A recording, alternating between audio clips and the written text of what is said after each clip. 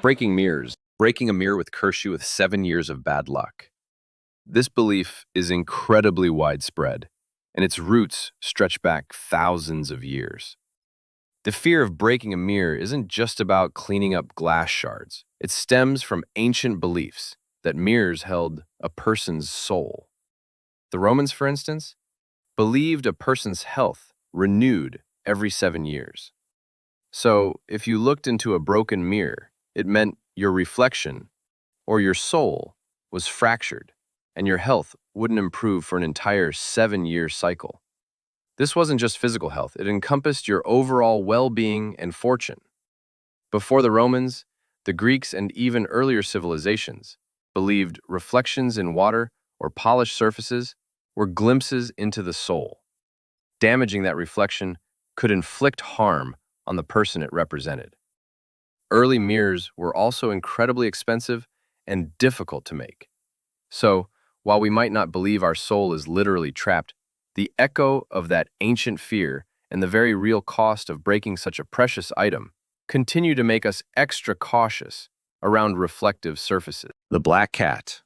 For many, it's a sure sign of impending doom, while for others, especially in places like Great Britain and Japan, a black cat is actually considered a sign of good luck. So, what's the deal with these mysterious felines?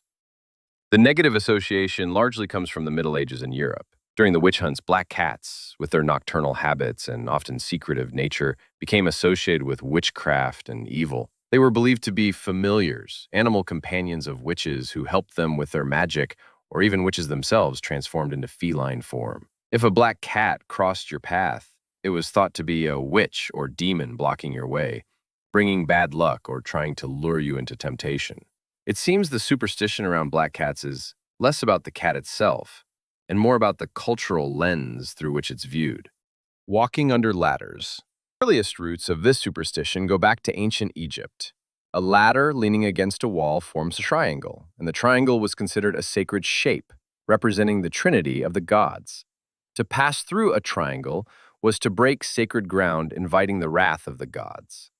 Later, in Christianity, a ladder leaning against a wall was seen to resemble the gallows or the cross from Jesus' crucifixion.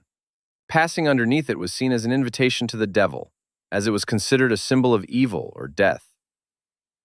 Another more practical origin story relates to medieval England. Ladders were often used for executions, hanging. Walking under a ladder was akin to walking under the gallows, thus inviting your own demise. So, while the ancient fear of breaking a sacred trinity or inviting the devil might be gone, the practical fear of a falling wrench definitely lingers, giving this superstition a timeless appeal. Knocking on wood. One prominent theory is that it comes from ancient pagan cultures, particularly Celtic and Germanic traditions, who believed that trees were home benevolent spirits, fairies, or even gods.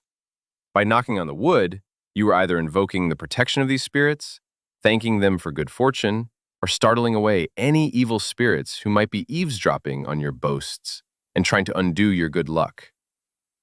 It was a way to communicate with the powerful entities residing within the trees.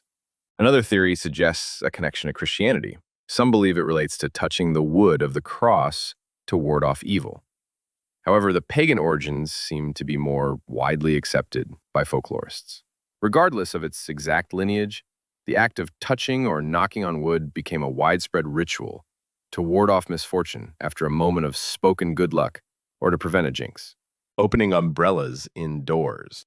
One theory takes us back to ancient Egypt, where parasols, the ancestors of umbrellas, were used to protect royalty from the sun. Opening one indoors, away from the sun's divine presence, was seen as an insult to the sun god Ra, bringing bad luck, or even illness. Another theory points to the 18th century, when umbrellas became popular in England. Early umbrellas were clunky, large, and had stiff metal spokes that were difficult to open. Opening them suddenly indoors could easily cause injury to yourself or others, or damage furniture. Imagine trying to wrestle open one of those spring-loaded monstrosities in a small drawing room. Thanks for watching, and like if you want to see part 2.